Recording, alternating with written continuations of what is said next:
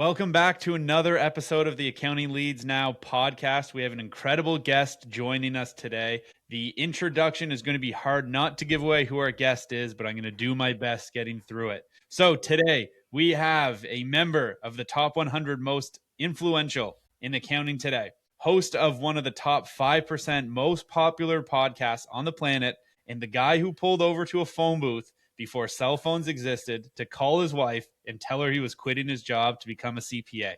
He went on to build and sell his own firm, co-found a specialty tax company that landed on the Inc. 5000 2 years in a row, and then survived a stroke that forced him to rethink everything about how this industry treats its people. Now he's on a mission to prove that burnout isn't a badge of honor, and that the firms willing to automate, delegate, and put their people first are the ones that will actually survive what's coming. And he didn't just talk about it, he built an entire conference around it. His name, Randy Crabtree, co-founder of Tri-Merit Specialty Tax Professionals, host of the Unique CPA podcast, and creator of Bridging the Gap Conference. Randy, welcome to the show. I'm so excited to have you here today. Well, James, thank you so much for being here. You're making me blush. Sounds like I've done something when you read it like that, but I just have fun. That's the key. Just have fun. Okay, just have fun. That's the lesson we're taking away from the episode. Randy, thanks for coming by. Yeah. So, Randy, all jokes aside here, I do want to really dive into things because you have accomplished a lot in the industry. You have a ton of knowledge to share. You've done some incredible things. Becoming a CPA was your third career, if I'm not mistaken. You started in computer science, and as the story goes, you became a CPA, which involves pulling over to a phone booth to a very confused wife. Take me back to that moment. What were you doing before that? What caused you to just be like, this is what we're doing. I need to find a phone booth. I mean, cell phones didn't exist as the story goes. Yeah, I think if you boil it down, is I'm a terrible employee, so I figure I had to go start my own business to be able to have somebody put up with me. I don't know if that's actually true, but you know what? I've been a entrepreneur, I guess, my whole life. I started my first business at 16. After college, I was out doing the jobs you said. I was a computer programmer for a year, and honestly, it just sitting at the desk typing on the computer just wasn't my thing. Honestly, I don't even know if we were typing on computers. That was so long ago. And then I went into sales for a year because that's where all the big money was. But it wasn't where my passion was. And I had one undergrad class in accounting. It was a dead end class, but I remember really liking it. And so I just had this aha moment. You know what? I want to have my own business. I really think I'm going to like accounting. I need to quit my job. I need to go back to school full time. I need to become a CPA. I mean, this was like just in an instant. It all came to me. I got to become a CPA. And honestly, I went further, and in my mind it was like, and I'm going to go work for somebody for 4 years. And after that, I'm starting my own firm. And that's why, as you said in the intro, my wife probably thought I was insane. What are you doing? What are you thinking? But man, it was probably, other than, getting married and having our kids, it was one of the best decisions I ever made. Ah, that's so cool. Still with your wife? That phone call didn't derail things? Everything's still good there? We're good. We are in 6 months and 23 days, we will be celebrating our 40th anniversary. Wow. Congratulations. That's incredible. Thanks. So, Randy, you ran a generalist firm for 16 years before niching down with Tri-Merit. For anyone listening who knows they should specialize, for anyone listening who knows they should specialize, but is terrified of turning away revenue, what actually happened to your business when you narrowed down your focus and you started saying no to more I want to say more opportunities, but you really just narrowed down the focus? Yeah, it is. So when I had just to back up a little, when I had my generalist firm, it was what everybody does when they start their own firm. And I don't blame anybody for this, because you want revenue. In fact, my son just started his own firm, and he's just taken on the clients that are willing to pay him at this time. But I never like narrowed it down. I just was helping everybody. I was helping a doctor's office and a hair salon and a Burger King and a construction company and just a law firm. Just keep naming it. Every industry I was helping. And looking back, I couldn't be an expert at any of those. I mean, there was some I was more passionate about than others. And really, if I would have started to analyze that and think, hey, I really like it when I go help this law firm with their accounting and their taxes, and I like the people, I probably would have started to build a niche out of that. But I didn't have that mindset. I didn't even think that that was a possibility. It was more, I just need another paying client. I just need to, we got a growing family. I just need to support them. What happened then was I started getting burnt out. That's one reason I'm so passionate about burnout now and how we avoid it. I didn't know what it was. I just know I was exhausted. I just know I couldn't do anything after tax season till, August, it felt like. It may have just been me being lazy. I don't know, but that's what it felt like. And then I ended up selling my firm. I thought that was the only way out, which is wrong. So anybody listening, that is not. There are so many solutions to do things better. And one of those solutions just kind of fell in my lap a year and a half after I sold my firm. I started Trimerit. We started as a specialty tax firm solely with R&D tax credits. And we've branched into other credits and incentives. But man, when you do that, when you get to concentrate on, one, whatever your niche is, one client base, one portion of the tax code, one, niche type client. Hey, I like working with family owned businesses. I like working with restaurants. I like working with construction companies. I like working with the R&D tax credit. When we did that, you could narrow down to your message. You could become the expert in that area of the tax code. Your passion for that shows through. You share your knowledge, and people start to gravitate towards that. So when we did that, it was a brand new company, year and a half gap between the two. But when we started Trimerit, it just that's where everything fell into place for me. That's where I realized what actually we had and what we could do. Yeah, I love that. How did you go about identifying what made the most sense for you? Like what area to focus on? How'd you know what that passion was? Because as you mentioned, you start a company and everyone's been there. You're trying to keep the lights on. You're trying to replace your previous income. You got to put food on the table. So yeah, you take on whatever you can. You cut your teeth and you move forward. But how did you find? Yeah, I want to go into R&D tax credit. I want to go in this direction. And I guess just as important, how did you know what to not look at anymore? Yeah, and honestly, I was going to say it's luck, but it's not. Opportunity is in front of everybody every day. You don't have to, answer that opportunity door. But for me, what I saw this opportunity. R&D tax credits at the time had gone through some major changes with Congress. And so it was opening it up to a lot more businesses. When I had my journalist firm, I didn't even know what an R&D tax credit was. I mean, that meant nothing to me. But all of a sudden, I just, while I was figuring out I needed to do something else, I just saw this R&D kept mentioning, and I'm like, this is interesting. What's going on? I had a couple companies actually reach out to me about R&D from a standpoint of me coming to work with them. I actually did that for a very short time, which is I think I usually skip this part of the story, but I went to work for another company for a short time doing R&D tax credits, and that's where I thought, you know what?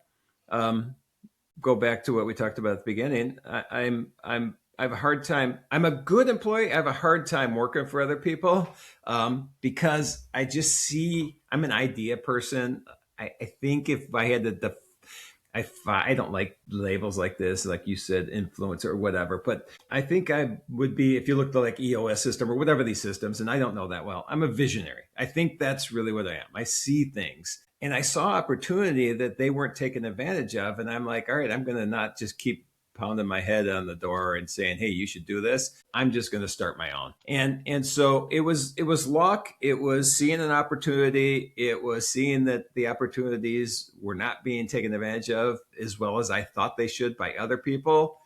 and just deciding to do it on my own. The second half of your question is, how do you decide what to do and what not to do? That's a great question, because forever after we started TriMerit, we would, after you build a reputation, after trust levels get out there, after people see you deliver good work, after you build, do all these things, people would start coming to us and say, well, what else can you do for us? And I was a little stubborn with the fact that I'm proud that we are only an R&D tax credit firm. This is what we're doing. Look at how good we are at this. And then it took about 1,000 times people asking for me to say, oh, you know what? We're giving away money here. We should do things that fall within that. What we do is an engineering-based tax incentive for the most part. There's other things out there. There's energy credits, there's cost segregation, there's other things that are kind of similar vein. And so over the years, we just started slowly adding those, not overnight, every one. It was slow add, make sure it was successful, make sure we kept the same level of work product out there. And so it was intentional at the beginning. We're only doing this. Took people slamming me in the head to finally realize we should do other things. And for the last 10 years now, we have added significant other services that tie into that core of what we do, specialty tax. Yeah, very cool. So Randy, with TriMerit, no small feat at all. You guys hit the Inc. 5000 2 years running. For those who are listening, they're doing about $500K a year right now. They want to get to $1 million. Based on what drove the growth for you, what should they be focusing their energy on Monday morning when they're done listening to this? What would that be? And maybe it's what we just spoke about, niching down and finding that focus. But they're at $500K. They want to get to $1 million. What helped drive TriMerit? What do the listeners need to be doing? Yeah, it's so, and honestly, sorry, not to correct you, but 3 years in a row we were on the Inc. 5000. 3, okay, my bad. Yep, no, not bad. You did a really good job researching beforehand, so I give you a lot of credit there. So what do you want to do? What you want to do is I'm going to get focused. Like we said, niche is important. But you can't just go out there and just all of a sudden decide you are going to be the fast food restaurant niche, king and queen of the world. I mean, you have to, one, have the knowledge first. So you have to build that knowledge base. You have to know what their problems are, what the issues that they're dealing with, because every single taxpayer out there has something that they need your help with. And for a lot of us, and for me, when I had my traditionalist firm, I was just compliance based. I was doing the accounting, I was doing the taxes. I really wasn't answering questions. I wasn't, probably doing what I could to help them be successful. So find out what their pain points are, find out what they need to get to that next level and become the expert in that. But before you even do that, make sure that niche is something you're passionate about. You can't just go pick a niche because you think that's where the most money is, because you're not going to be successful. It's just, you're not going to have fun. If you're not having fun, you're not going to be successful. As we said earlier, I just like having fun. I actually have a saying. I made some t-shirts. It's be nice and have fun. As long as you're doing those two things, you'll be successful. But there's obviously deeper than that. So gain the knowledge, be passionate about what you're working on. Share that knowledge. Go out there on social media, on webinars, on writing articles, whatever. Let people, and you're the expert on this, but this is just how I've done it. Go out there and just share and let people know that you are passionate about them. You're passionate about their subject, what they're doing. And here's how you can help them. Here's how you can help them be successful.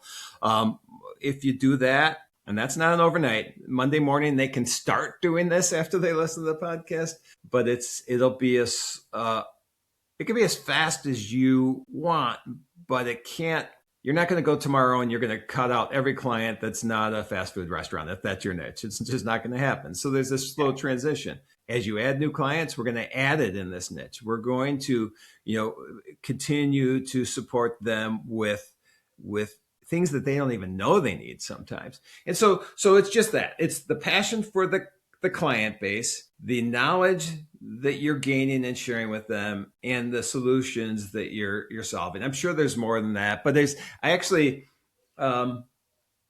kind of wrote a little acronym this morning that it may make sense. I'm going to go through this if you don't mind. Yeah. Let's It's hear it. trust, because trust is huge for me. I think gaining trust, and you can't gain trust overnight. But the trust is, the T is tell a clear story, and this is important. Relationships, and when we started Trimerit relationships, I actually said at the time, not that I knew anything, it's going to take us 3 years to really build the trust and create these relationships with firms in this profession to show that we really do. So relationships come before revenue. Build those this is my acronym. Again, you're probably smarter at this than me, but I'll go with this. So build those relationships, and the revenue then will come.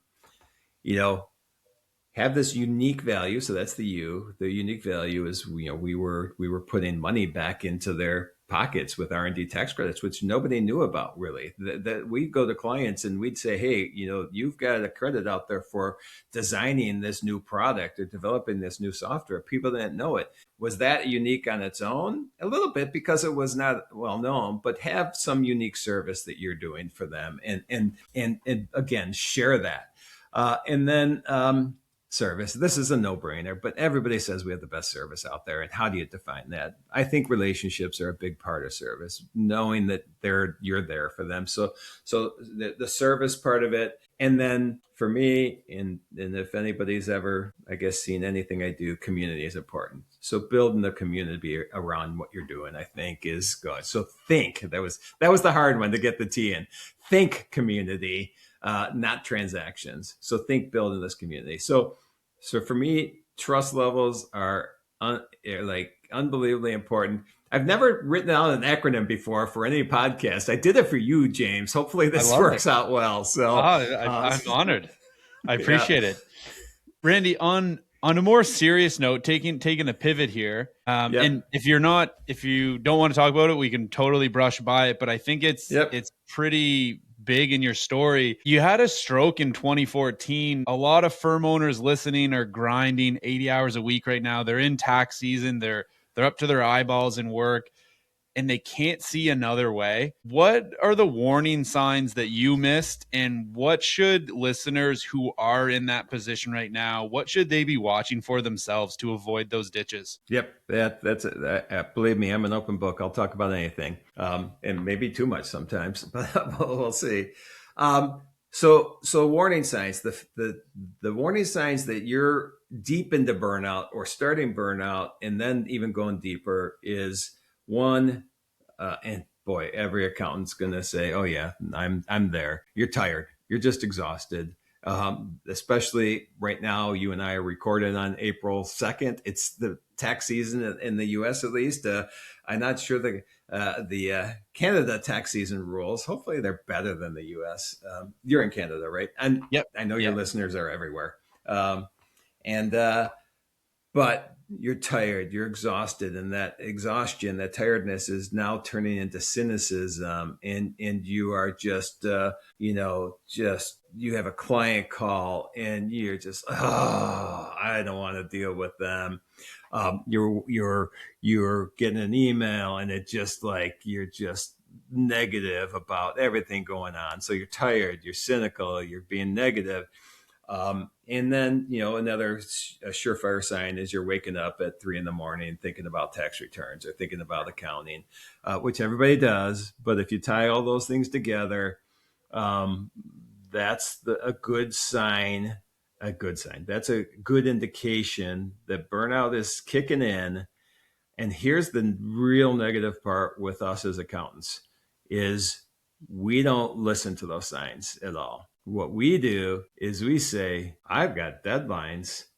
So what do I have to do? I just got to work harder. I mean, I'm going down this rolling this snowball down the hill that's just getting bigger and bigger and bigger at burnout. And instead of recognizing that, our first thought is, I got to work harder. I got to put more hours in. I got to come in on the weekend. I've got to, and at the same time, I want to add new clients. So I keep adding new clients, and that's going to add to it. And so what we really need to do is step back and look at what we're doing. If you've thought any of those things, and there's more signs, if you thought or you felt any of those things, and just take a step back and say, can I be smarter at what I'm doing? And smarter sounds a little Can I be better? But smarter is a good way to say it. Can I, instead of thinking I'm just going to work longer and harder, can I work smarter? Can I manage my time better? Can I stop being reactive to texts and phone calls and Teams messages and WhatsApp messages and everything else? And can I shut all that down and just create a time where I'm just going to concentrate for 3 straight hours and I'm going to be more productive? Every time you get, you know, interrupted in a project, and you've heard the stats before, it takes you 20 minutes, 30 minutes to get back to where you are. If you do that 10 times in a day, you've just lost half your day. It's crazy. And so be smarter. Set boundaries with your clients. Don't let your client dictate what's happening. You dictate when they can talk to you, what they can talk to you about, especially during busy season. You have the no response, emails, or the auto response email that says, hey, I'm not responding to emails until 2 to 4 p.m. in the afternoon. I will get to yours. You're important to me, but right now I need to concentrate on this. Shut off at the end of the day. Learn how to shut your mind down. I'm going to say a bunch of things. I'm going to stop soon because I know we're probably running out of time. But no, you're good. You're good. Learn how to shut your mind down at the end of the day. And there's tricks that I've learned from other people on how to do that. And that'll stop the 3 a.m. wake ups. It'll clear your mind. You're going to tell yourself, you're going to tell your morning self where your evening self left off. So when you get to the desk, you can just look and say, okay, yeah, I didn't have to think about this during the night because I know what I'm working on now. Have plans that'll keep you from wanting to check your emails all night or send messages out to your team at 8:00, which, if you have a team, that's setting terrible expectations for them. They're thinking they have to be on nonstop. So there's all these tricks. Take a walk during the day, take 15 minutes. And our mind tricks us into thinking, I can't do that. I got so much work to do. But in reality, we're going to be a lot more productive if we take this break where we just forget about everything. Leave yourself your note so you know what you were working on, but we forget about everything. And just, for me and my wife, we go out for a walk at 10 a.m. and 2 p.m. and we just, relax. We just take it easy. And it's just a 15-minute walk, but it's just refreshing. There's all these little things you can do. You can start with something as simple as, get up from your desk, go into a separate room, take 5 deep breaths and just listen to yourself breathe. Just feel yourself relax and go back to your desk. That just took you 3 minutes, but it's going to make a big difference. So we can go on and on with all the things, but the biggest piece of advice is don't ignore it. Do one thing. Make a change. If it's a subtle, small change, you can build on that. But don't just keep going down this road of I have to put in more hours. I have to work weekends. I have to work till midnight. That's just not sustainable. I really appreciate you sharing that. And the whole time you were saying that, I was like, I know we're like speaking to each other right now, but I really felt like this is everything I needed to hear. I'm so guilty of doing the one thing, a phone goes off, email comes in, Slack message, and I'm like, I've been working on this thing that should have taken 20 minutes for 4 hours. Right. And I find the weekends I jump on and work, what I get done in 2 hours is like 2 full days between Monday to Friday because I'm not distracted. So I really resonated with what you just shared. And to add on to that, I've been pretty vocal on social media and other episodes of myself coming out of now what you've described. I would definitely say was burnout this winter and just really not enjoying what I was doing. And I was like, this is a company I've built. Why am I so miserable every day getting up? And the quote I have on my phone is nothing changes if nothing changes. And I feel like that's what more or less you were saying there at the end is like, make that change, because if you're not intentional about it, if you don't get up to go for the walk, the business isn't going to burn down in 15 minutes. Go get fresh air, take a walk. So I really like that advice you shared. And from someone who's gone through it, like you have, I think it carries a lot of weight. So I appreciate you sharing that, Randy. Well, I appreciate you sharing that you're making changes. So that's awesome. Yeah. Well, it needed to happen. I was like, I'm tired of living Groundhog Day. So we got to make some serious changes, and it was scary, but sometimes the unknown is very exciting, and it was for the best. So, With that, Randy, you didn't just talk about these problems, you built a conference around solving them. What made you say a podcast isn't enough? I need to get people in a room. And what's the one thing attendees typically walk away with that they can't get anywhere else when they attend Bridging the Gap? Yeah, it was this. Okay, we go back to that visionary thing. Not that I define myself as that. More people have been saying it lately, but I just have ideas. I'm very lucky. I have people around to can implement ideas, and I had this idea that it actually started with this idea that you know I'm part of a lot of CPA associations, and most of these associations are larger firms. And I didn't see a lot of space for smaller firms. Now, BTG is for both Bridging the Gap. That's the conference. BTG is for both large and small firms. But I thought I should build an association. And then I thought, that's crazy. I don't have time to do that. I can host a conference and we could talk about really, it came, like you said, it came down to my passion for everything we can do to avoid burnout and live the best life possible. Be nice and have fun, and create the firm like you were just saying. The firm was kind of running you. Now you're going to run the firm. Create a firm that you are managing, running, and it's leaning into who you want to be, not necessarily it running your life. And so it all came originally around mental health awareness. As a backstory, after my stroke, I recovered physically fast, but mentally I struggled for about 4.5, 5 years. PTSD, panic attacks, depression. And when I came out of that, I realized, you know what, we do this with burnout and everything else as accountants. We create this for ourselves. So let's create a conference now where we help people not get to that level. If we had to define the conference in more of a generic term, it's probably more like practice management, things we can do as firm owners. It's not a technical conference. We're not really talking tax or accounting. We're talking business, running your business and running your life as well. And so what people take out of that is what we just kind of talked about. I can do things better. I can do things different. I don't have to, just because accountants have been doing it this way for the last 100 years doesn't mean I have to continue to do it this way. I can make change. I can be innovative. Consistency is important with accounting. Consistency doesn't have to be important with running our practices. And so finding a new way to do things, especially today with, AI coming in, with all the M&A activity that's happening, with the fact that we don't have enough people coming to the profession, finding ways to run a more efficient firm and the firm that you love being part of is really probably that and the mental health awareness is the overriding themes of the conference. I love it. That's so cool. It sounds very refreshing, and it's not just get in a room and learn, like you said, more tactical things. I mean, everyone knows what to do at this point, right? There's enough information out there on the tactical piece, but it's Yep. like you said, build a firm that you want to show up to each day that facilitates your life, not the other way around. Yeah, can I Oh, expand on that for a second, real absolutely. quick? Yeah, and because from a technical standpoint, technical knowledge is so important. But I'll guarantee you, you're not going to be the best technical accountant in the world. It's just it's not going to happen. You're going to know a lot.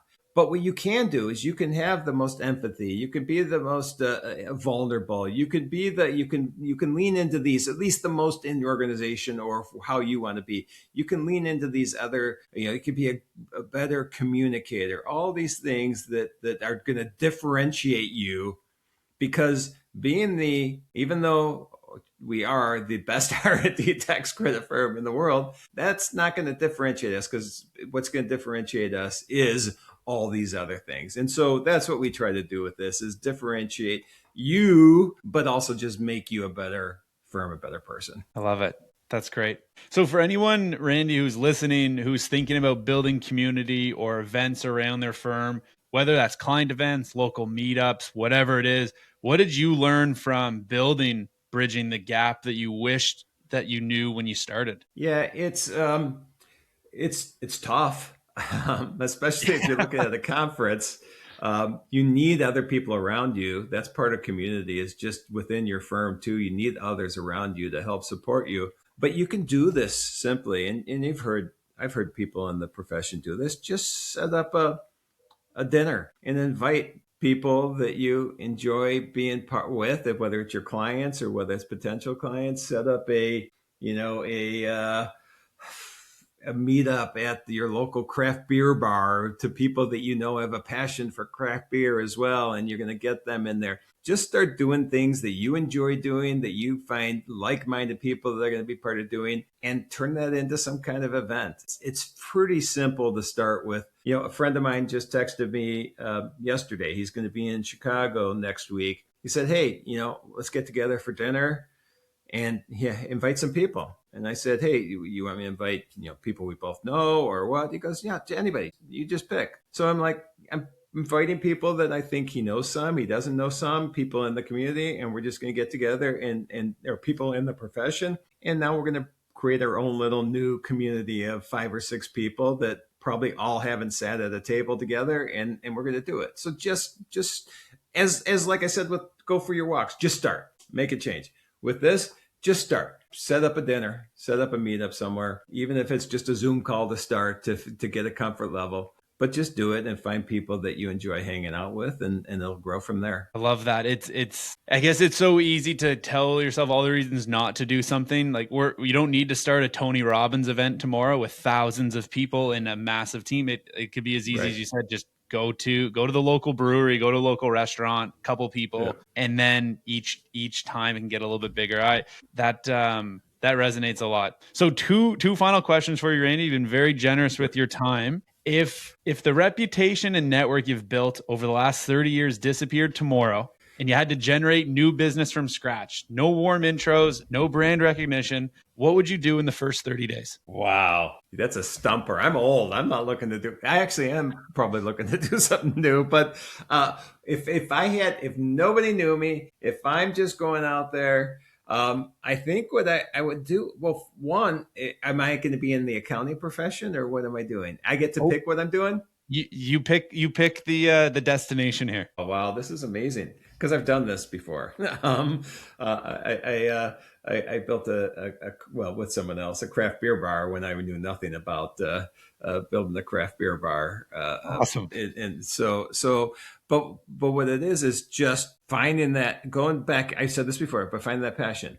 Like right now, I have a passion for hiking. Could I start a business around hiking? Maybe I can combine that with community. I can find other people. So I'm going to go out there and say, hey, I'm going to go for a hike tomorrow, and here's where I'm going, and this is who I am, and this is what I like to do. If anybody wants to join me, come and join me.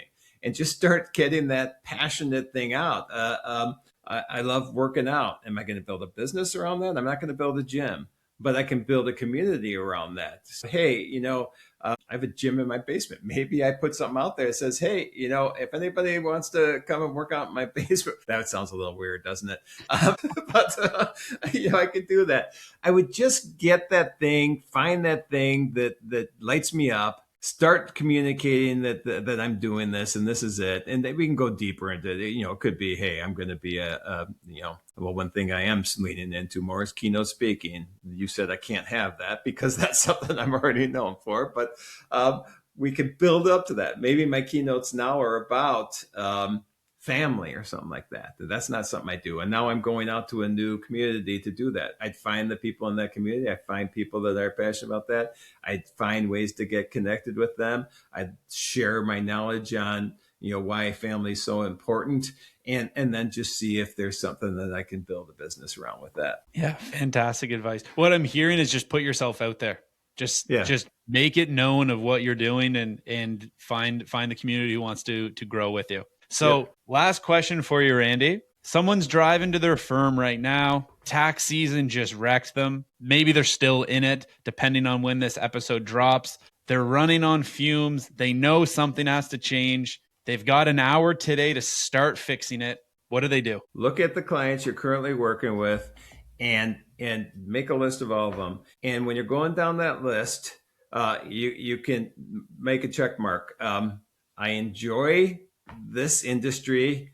I enjoy this person. I don't enjoy this industry. I don't enjoy this person. And start to find the things that start lumping together. Wow, I kept checking. I like this industry client I work with, and I like this person. And then maybe define what you like about this person. That's their ethics, their integrity, their vulnerability, their passion. And just look at that. When you see the clients on that list, that when you look at that, you get a big smile. Those are the type of clients you need to start building around. When you look at that client list and you go, oh, right there, that's the client that you got to get rid of. And you got to start replacing that client with the ones that make you smile. It's a really simple exercise. Look at the clients. Who makes you happy? Who doesn't? Start eliminate the ones that don't. Start adding the type that do. I love it. So simple, but so impactful and carries so much weight behind it. Randy, thank you so much for coming on, sharing your story, sharing more insight just about your journey. I'm so excited to see you in a few weeks in Scottsdale and on the golf course. I mean, At least from my end, there'll be a lot of golf balls launched into the desert or in the woods. I don't know if there's woods in Scottsdale, if that's the best. It's probably desert. So anyways, I'm really looking forward to catching up with you again in person. Thank you so much for stopping by on the show. I really appreciate it. I know our listeners are going to get a ton of knowledge from this episode. Well, James, thanks for having me.